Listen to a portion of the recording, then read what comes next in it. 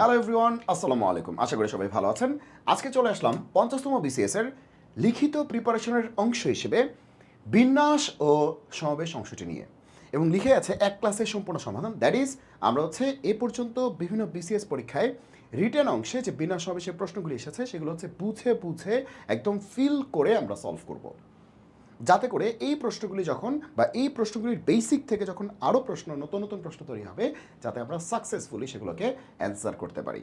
ঠিক আছে, তাহলে আমরা শুরু করি আজকের লেকচার। ঠিক আছে, আমরা কিন্তু জাস্ট প্রশ্নগুলি সলভ করবো না। প্রশ্ন সলভ তো বিভিন্ন বইই আছে, কিন্তু বই তো আপনার সাথে কথা বলে না। বই তো আপনাকে এটা বলবে না যে এটা কেন ফলো করা হয়েছে, এটা কেন ফলো করা হচ্ছে না।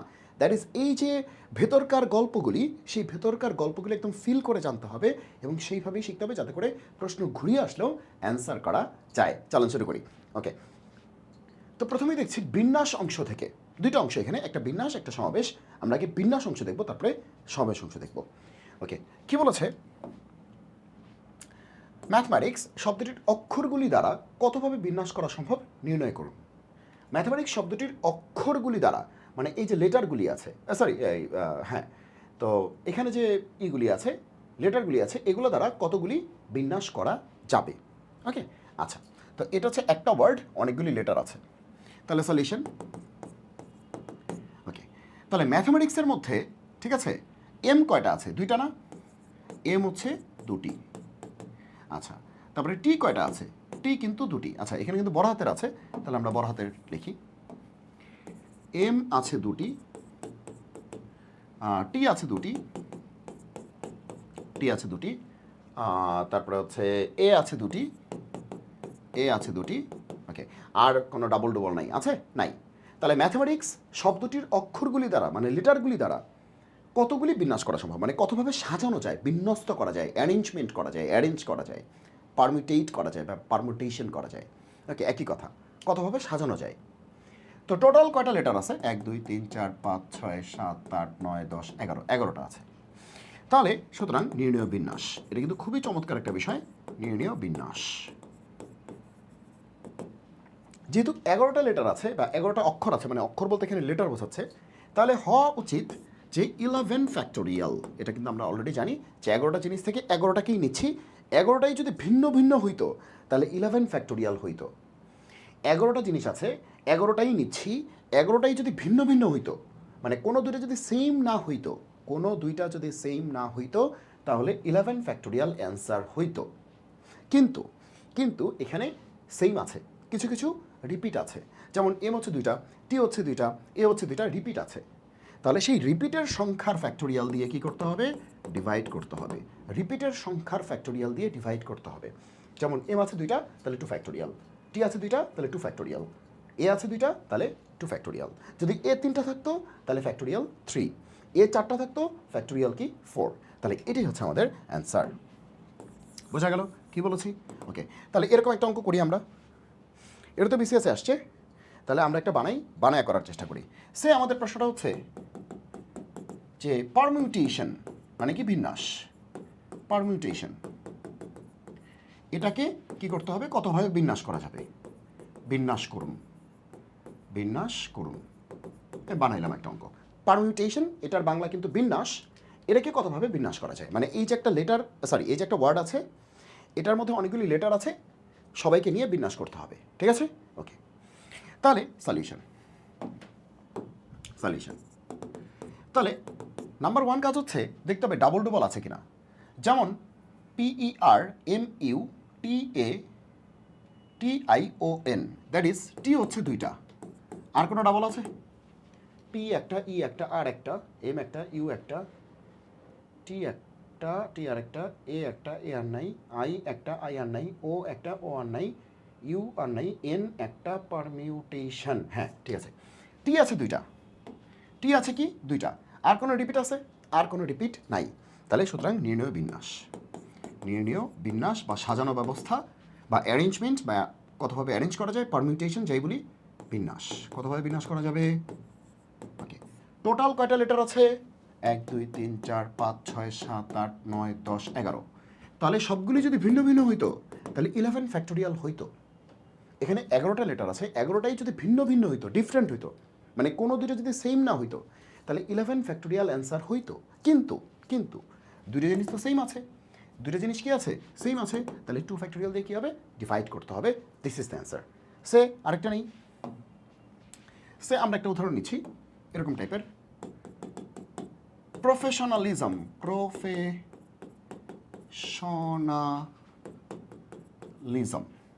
সো বললাম এটাকে বিন্যাস করুন। সো এটাকে আমাদের কি করতে হবে, বিন্যাস করতে হবে।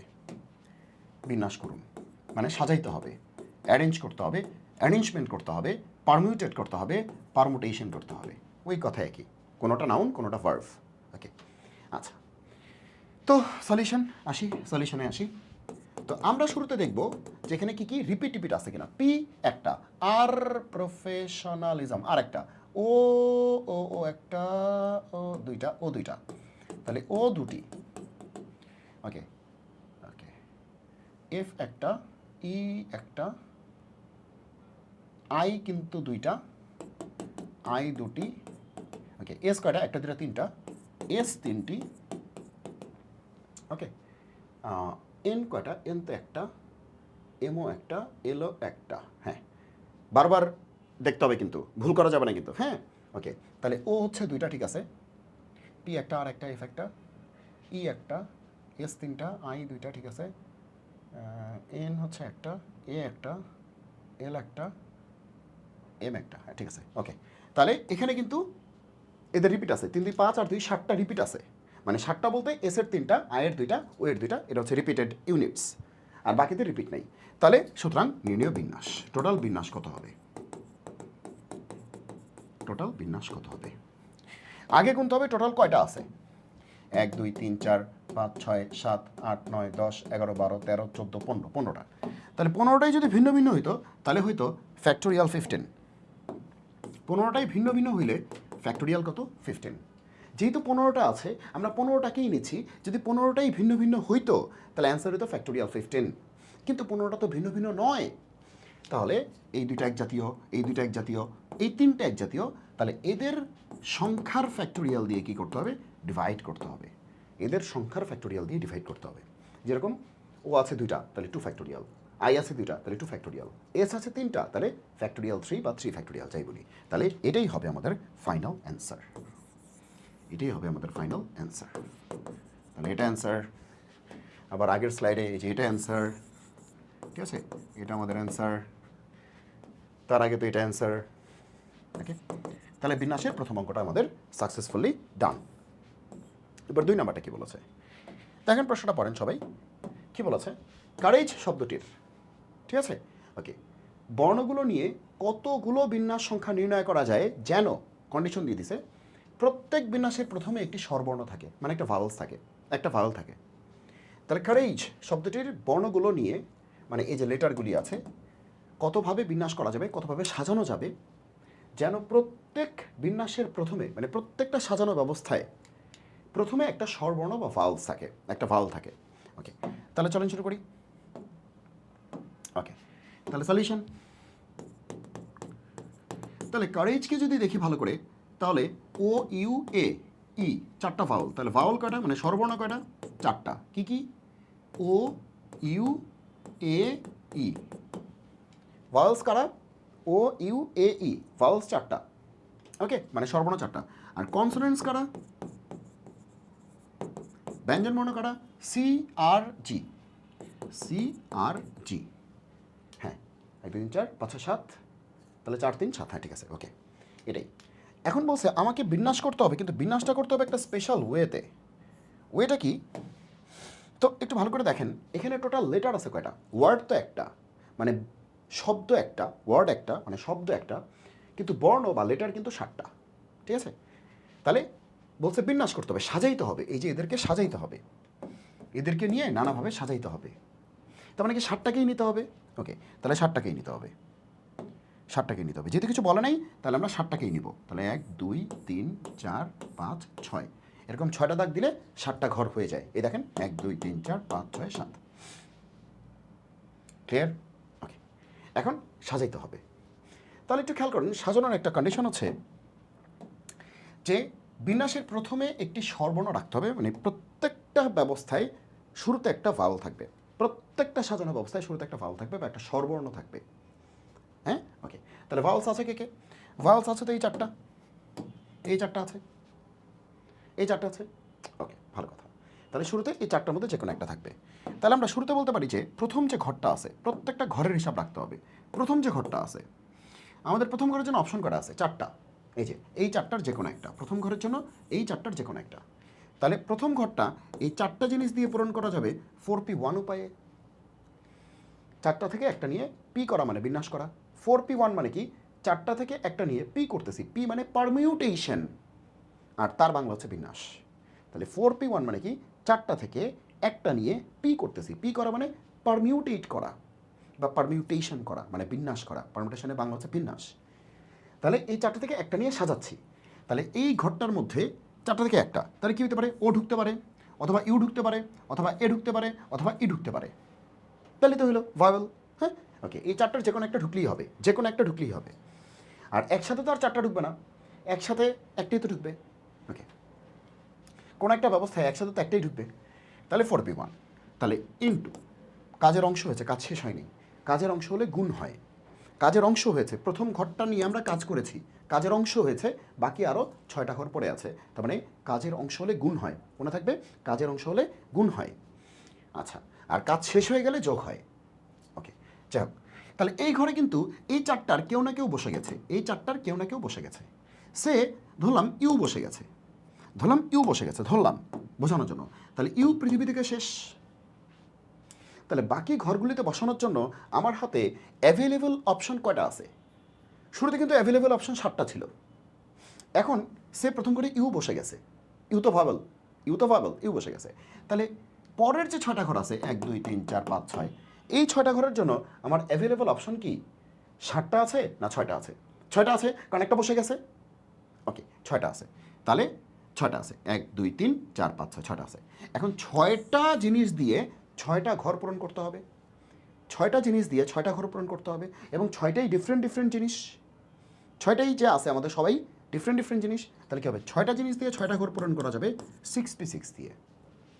ঠিক আছে, তাহলে 6p6 দিয়ে। তাহলে অ্যান্সার কী হবে? অ্যান্সার হবে 4p1। 4p1, ও ক্যালকুলেটরও করতে পারি। ও আচ্ছা, রিটার্নে তো ক্যালকুলেটর নেওয়া যাবে না। তাহলে 4p1 কী হবে? আচ্ছা, আমরা একটু দেখি 4p1 কেমনে করে এটা। তাহলে এন, আচ্ছা এটা একটু দেখায় নিয়ে আসি, আচ্ছা একটু দেখায় নিয়ে আসি যে এনপিআর এটার ফর্মুলাটা কি। উপর হচ্ছে এন এর ফ্যাক্টোরিয়াল, মানে টোটালটার ফ্যাক্টোরিয়াল, নিচে হচ্ছে এন মাইনাস আর এর ফ্যাক্টোরিয়াল, এই দুইটার বিয়োগ ফলের ফ্যাক্টোরিয়াল। উপর হচ্ছে টোটালটার ফ্যাক্টোরিয়াল, আর নিচে হচ্ছে এই দুইটার বিয়োগ ফলের ফ্যাক্টোরিয়াল, আর কিচ্ছু না। এটা হচ্ছে এনপিআর এর ফর্মুলা, মনে থাকবে, এটা হচ্ছে এনপিআর এর ফর্মুলা। এরপর আসেন এনসিআর, কী হবে? হুবহু এটাই, হুবহু এটাই। উপরে এন ফ্যাক্টোরিয়াল, নিচে এন মাইনাস আর ফ্যাক্টোরিয়াল, হুবহু এটাই। এটাই একটু পার্থক্য আছে। কী হবে? নিচে একটা অতিরিক্ত আর ফ্যাক্টোরিয়াল আসবে, নিচে একটা অতিরিক্ত কী আসবে? আর ফ্যাক্টোরিয়াল আসবে, নিচে একটা অতিরিক্ত আর ফ্যাক্টোরিয়াল আসবে। মনে থাকবে, মনে থাকবে, একটা অতিরিক্ত আর ফ্যাক্টোরিয়াল আসবে। তাহলে এই হচ্ছে আমাদের এনসিআর, আর এই হচ্ছে আমাদের এনপিআর। ওকে, তাহলে আসেন এখন যদি বলি 4p1, তাহলে 4p1 তাহলে কী হবে? উপরে হবে 4 এর ফ্যাক্টোরিয়াল, টোটালটার ফ্যাক্টোরিয়াল, নিচে কী হবে? এই দুইটার বিয়োগ ফলের ফ্যাক্টোরিয়াল।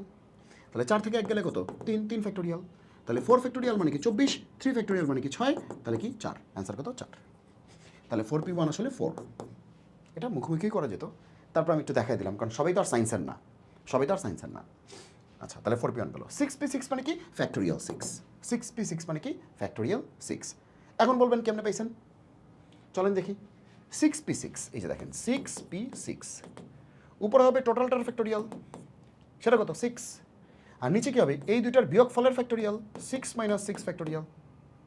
তাহলে 6 ফ্যাক্টোরিয়াল, নিচে কি 0 ফ্যাক্টোরিয়াল না? আর ফ্যাক্টোরিয়াল 0 মানে কি? 1।